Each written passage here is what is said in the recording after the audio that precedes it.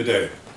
I'm sure that many of our politicians here in the West still remember what happened to Ceausescu, the Romanian president.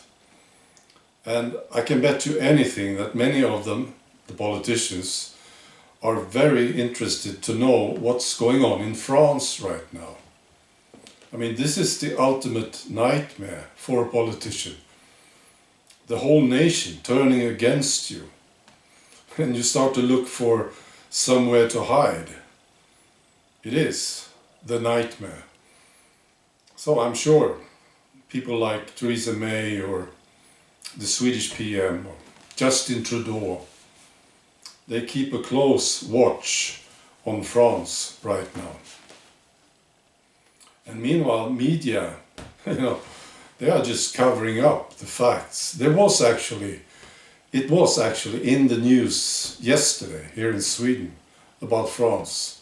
It was pathetic. It's so huge in France, these protests.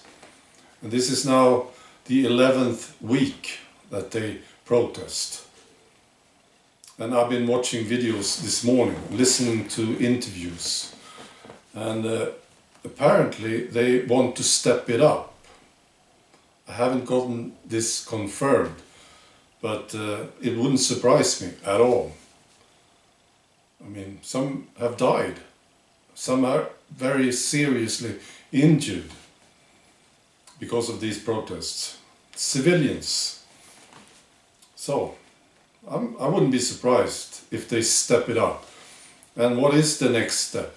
It's, of course, revolution. That's the next step. So why do you think Macron is cuddling up to Merkel these days? He's caressing her back, looking deep into her eyes and holding her hand. That's what he's doing. He's afraid, of course. Yeah. And maybe he doesn't trust his own generals to support him. So he's kissing up to Merkel. Yeah. And meanwhile, he was talking about Brexit. This guy is too much. He's criticizing UK.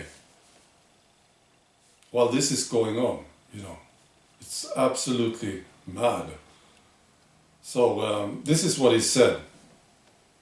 Do not be fooled. In the last referendums, foreign powers have manipulated the vote a lot.